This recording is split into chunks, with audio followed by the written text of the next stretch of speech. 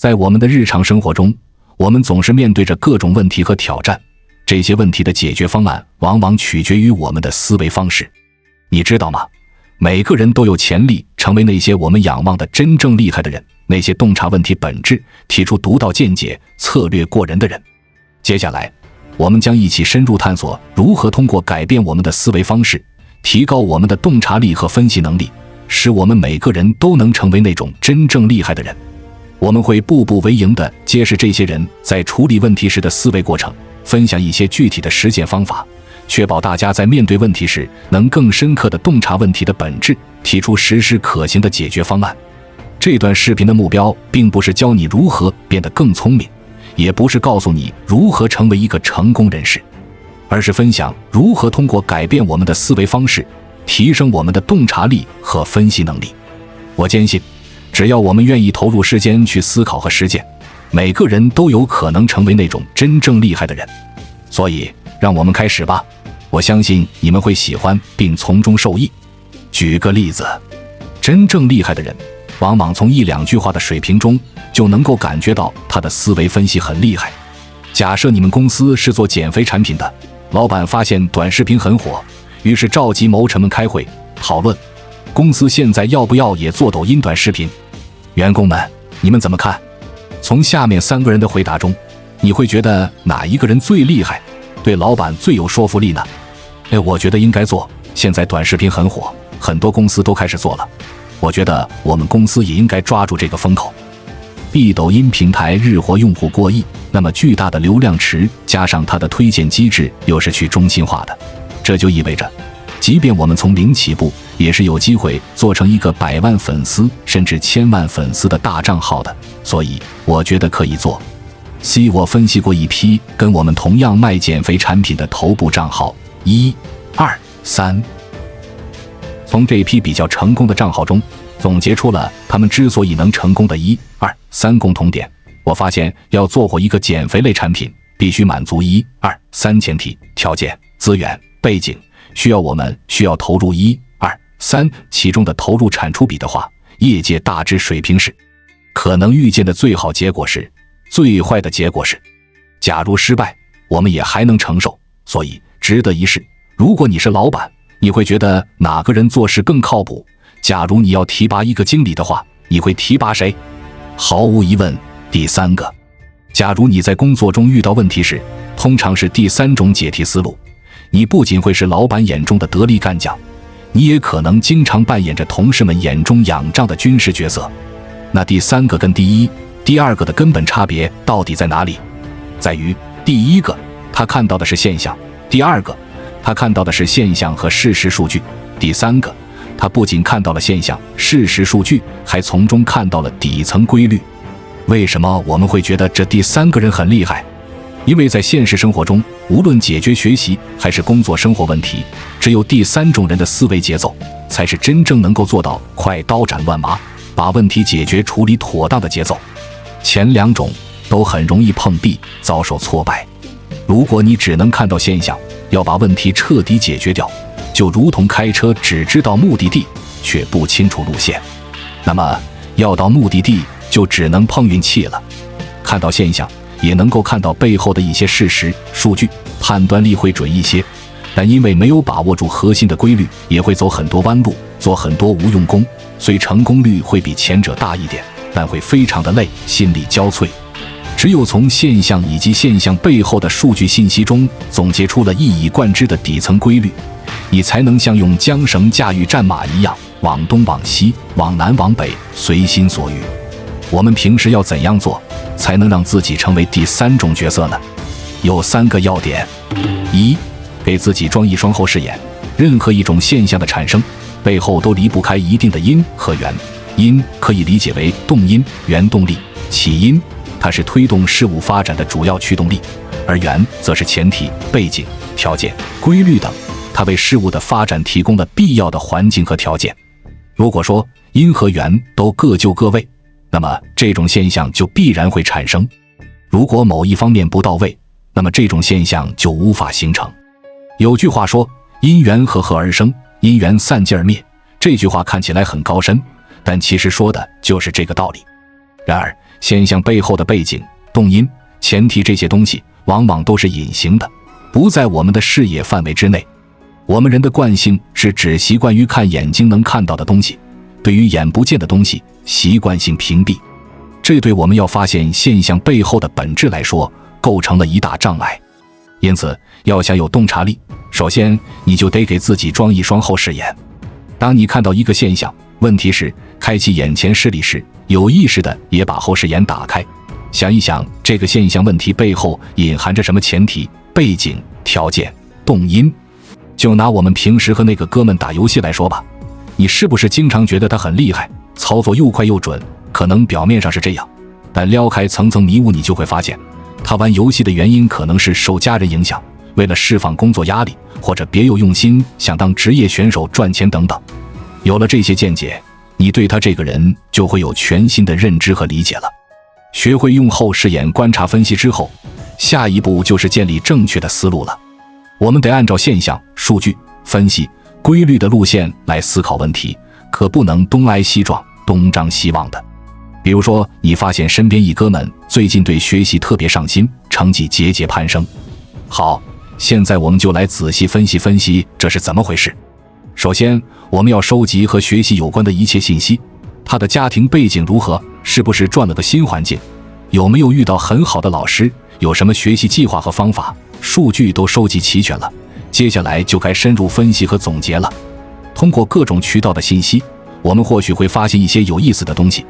比如说，他之所以能取得突飞猛进的进步，主要得益于学校新进一位经验丰富的老师，以及他自己制定的高效学习计划。还有呢，也可能和他最近谈了一场恋爱有关，想通过努力学习来证明自己的实力和价值观。总之，只要我们耐心钻研，就一定能找到事物发展的内在规律和影响因素。找到了规律，我们下一步就能制定切实可行的对策了。无论是想要向那位好老师学习的诀窍，还是希望趁热打铁巩固恋爱关系，或者别有什么居心，我们都心中有数。好了，掌握了这两手绝活后，我们离登上高手之路就又迈进了一大步。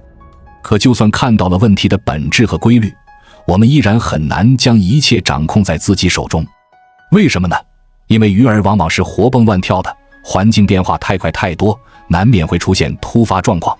所以啊，要成为真正的高手，我们还得有第三个绝招，就是保持高度的灵活性和适应能力。你看现在这疫情来的可不是有多和缓，起初谁也没想到会如此严重，许多人一开始完全猝不及防，但他们并没有束手无策，而是努力收集信息，研究病毒的传播规律和防控要点，及时调整战术，最终取得了阶段性的胜利。从这件事你就能看出，真正的高手都有一个共同的特点，就是对局势变化洞察力很强，一旦发现环境变了，想法也跟着就转了过来，绝不会固步自封，而是活学活用，稳扎稳打，也就这么一点一点啃下来了。听我这么一说，你们应该对成为高手的三大绝招有足够的认识了吧？培养后视眼，去找出事物本质，建立正确思路分析判断，临机应变灵活应对。只有将这三者完美结合，我们才能出神入化，百战不殆，登堂入室，成为职场工作和生活中人人仰慕，引为人生楷模的高手了。这听起来是不是有点远大理想，有点高不可攀？其实啊，只要你们静下心来，老老实实去学去练，持之以恒，相信总有一天大家都能成为各自领域的不世出的厉害人物。通过这种方式，你可以不断地训练自己的后视眼，使其视力越来越敏锐。当然，并不是要你逮着谁，看着什么现象都要开启你的后视眼去分析一番。以上的举例，只是说明在你刻意训练这种能力时，可以随处就地取材。当你训练出这种能力时，就不需要到处去洞察，这毕竟是一项费神的烧脑运动，应该只把它用在自己最需要、最有生产力的地方。2. 建立起基本的分析逻辑链，这一点紧扣上一点。当你决定要分析一种现象时，你可能会问自己，应该如何进行分析才能准确无误地把握事物的本质，实现一针见血的效果呢？答案在于遵循这样一个基本的分析顺序：现象问题、数据调研、分析归纳，得出规律。这个流程是分析任何问题的基础，也是我们在面对复杂问题时的利器。首先，当你看到一个现象或遇到一个问题，你需要调研和了解清楚它背后的信息数据是什么。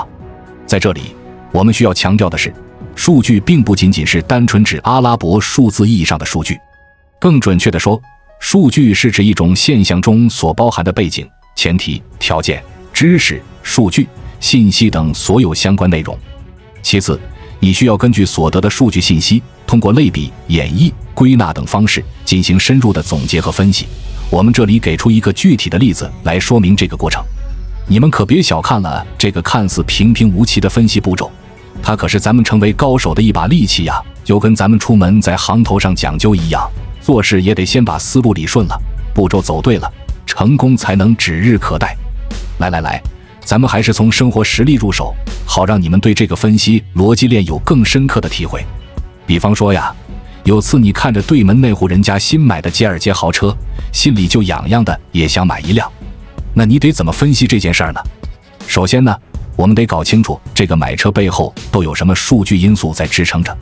你可得老老实实把家里的收入支出还有存款都掂量一遍，给自个儿定个价位。也别忘了查查市场行情，看看现在什么车型最热门，什么配置最超值。数据收集齐全了，下一步就该动用咱们的火眼金睛，把这堆信息都细细捋一遍了。通过分类比对呀，剥离无关的琐碎信息，慢慢就能发现一些门儿清了。比如说你发现自家的实力目前只购买某某品牌某某款车型，而如果再多攒几年的话，就能买上更高级的车了。看，通过这么一分析，你不光对自己的购车能力有个明确的定位，也对未来几年购车的大致趋势有个合理判断了。有了这个规律指导，你就能制定出相应的计划，比如是不是立马下手呢，还是再多存几年再买更好的车呢？在我们进一步探索之前，别忘了关注才知道并点击小铃铛，我们将继续揭示更多关于金钱的真相，助你迅速实现财务自由。分析归纳到这一步，咱们其实已经把个中的7、8分有了，但要想彻底解决问题，还需要多放几步火候。因为光从家里的存款状况和市场行情是看不全局的，购车还牵扯到很多其他层面的因素呢。比如说，你可能还需要评估一下目前是否需要买车，是不是家里有更加迫切的开支，你现在那把骨头也不年轻了，是该投资养老基金呢，还是选择一次性的大消费？再者，你的伴侣对你买车这事儿是怎么看的？家里人是否有异议？都需要你事先了解清楚。你看看，本来只是一件简单的买车的事儿，牵扯出来的分支还真不少呢。不过别怕，只要按照现象、数据分析规律的步骤一步步来，咱们就能把这事儿彻底捋顺了。你要是做生意的，估摸着这套分析方法更好使了。比如说，你想开一家火锅店，得先看看当地的商业环境、目标消费群体以及这个地段的房租成本是否合适。有了这些前提数据，你就能分析出开店是否可行了。再比如，你是个老师，想探索怎样能提高班里学生的学习效率。第一步，你得调查每个学生的家庭背景、学习习惯，以及他们觉得哪些课堂方式更有吸引力。有了这些信息，你就能归纳总结出影响学习效率的关键因素，从而对症下药，制定出新的教学方案。你看，无论是生活还是工作，运用这种分析思路，就能让你在混乱无序的环境中保持清醒的头脑，步步为营，最终达成目标。当然了，分析得出来的结果不一定就是100%正确的，毕竟世事无绝对。但正如我之前说的那样，哪怕你的结论最后被推翻了，光是你这种言行举止就已经让你高人一等，显得可靠有水准了。这会让人觉得你是那种踏实肯干、有远见卓识的人，自然也就更容易赢得别人的信任和支持。更重要的是，你要始终谨记，分析这个东西可不是一锤子买卖，而是需要不断修正、与时俱进的过程。就拿刚才那个买车的例子来说，你分析归纳出的观点，说不定过几年就会被新的市场形势和家庭状况打脸了。到那时候，你可不能固步自封，而是要重新梳理新的现象、数据、规律，做出新的判断和调整。所以说，成为高手可不单纯靠几手分析绝活就够了，更需要我们有旺盛的好奇心，时刻关注变化，勇于挑战自我认知。只有保持这种开放包容的心态，我们才能在生活职场上游刃有余，以不变应万变，永远立于不败之地。3. 以万变应对万变，以复杂应对复杂。只有走完了前2点，至少在别人眼里，你才能够显得思维敏捷，善于思考。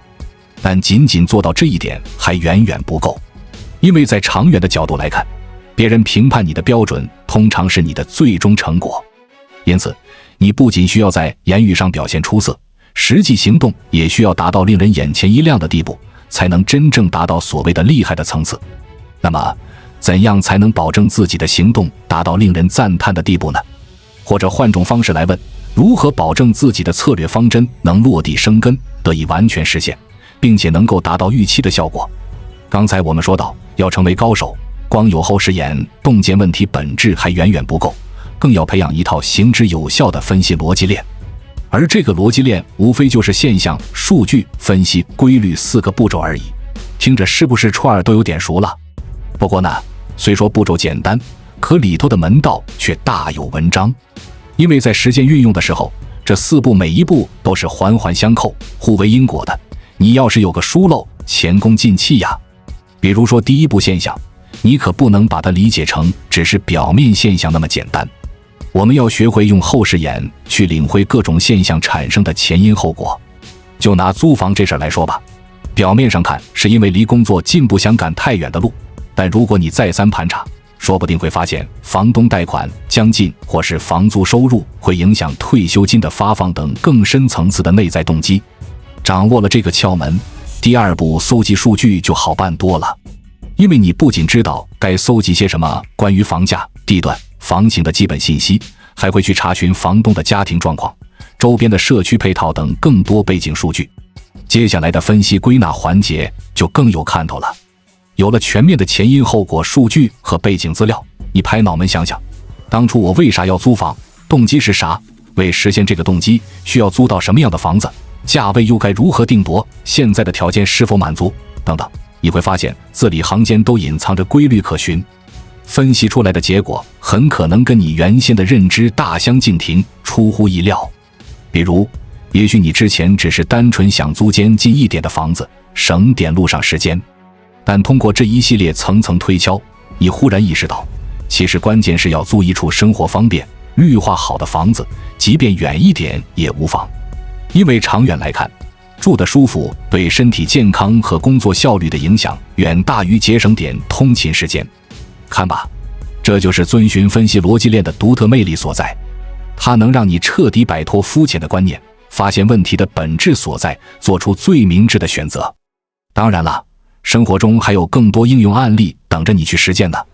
比如找工作的时候，不能总被表面的高薪所诱惑，而要对那家公司的背景、文化、发展前景、上级领导等各方面做深入评估。再比如，你家里要不要添置一台新电视，首先得搞清楚家里现金流状况，而不是看到优惠活动就盲目下单。不过呢，我得提醒大伙一句，运用分析逻辑链可不是一劳永逸的那么简单。为啥这么说呢？因为生活哪有永远的答案啊？时过境迁，新的情况、新的挑战还在后头等着你呢。就拿租房那事来说，也许你一开始是根据个人情况分析后做出的选择，可万一几年后你结婚生子了呢？房型是不是就不太够用了？再或者万一工作单位搬迁了呢？住所离得太远也就不太方便了。所以你看，即便你做过详细的分析，规律也是动态变化的，你需要与时俱进，随时调整才行。生活中不乏这种棘手的情况，改变无常，所以我们更需要保持包容的心态，勇于重新审视旧有的认知，发现环境变了就大胆去质疑，怀疑之前的结论，而不是固步自封。重新梳理新的现象，搜集新的数据，完成新的分析归纳，找到最新的规律，不断调整自己的应对策略才是上策。我们经常说，机会永远都是虚掩的大门，透过门缝能看到的只是残影而已。想要把握住机遇，就得勇敢地推开那扇门，直面它的全貌。分析逻辑链就是我们把握机遇、主宰人生的金钥匙，关键在于如何用好它。是不是对这个分析逻辑链有了更深的理解和领会了？没错，它的神奇之处就在于能让我们在变幻莫测的生活长河中游刃有余。哪怕环境稍纵即逝，我们只要坚持不懈地收集新数据，分析新规律，就永远能立于不败之地，主宰自己的命运。正所谓机会是把双刃剑，机遇和风险并存。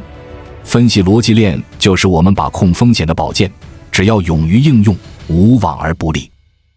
所以啊，劳苦是暂时的，但成为高手的喜悦却是永恒的。让我们一起勇敢地去亲身实践吧，定能在生活的撼动中披荆斩棘，傲然登临人生的巅峰。曾经看到过一项调查，说大公司 HR 在挑新人时，最看重的职业素质就是逻辑能力。为什么？看了上面的内容，你就知道，一个给人感觉逻辑性很强的人，完全是一个问题解决高手的角色。这样的角色其实大公司需要，其实走在哪里都受欢迎。总的来说，成为一个高手并不是一件简单的事情，它需要我们不断地去学习、去思考、去实践。这是一个持续的过程，需要我们有足够的耐心和毅力。只有这样，我们才能真正地提升我们的能力，让自己变得更加厉害。我们需要时刻保持清醒的头脑，勇于面对各种挑战。我们需要不断地去收集信息，去分析问题，去总结经验。我们需要灵活地调整策略，以应对不断变化的环境。只有这样，我们才能在生活和工作中取得成功。我们还需要学会看透现象，去发现事物背后的本质。我们需要从现象中提炼出规律，以此来指导我们的行动。只有这样，我们才能真正的理解世界，才能真正的掌握事物的运行规律。最后，我想说，每个人都有可能成为一个高手，只要我们愿意去尝试，去努力，去挑战自己。我希望每一个人都能够拥有这样的勇气和决心。愿你我都能在生活和工作中不断进步，成为真正的高手。关注我，我是才知道，带你解锁更多金钱的真相。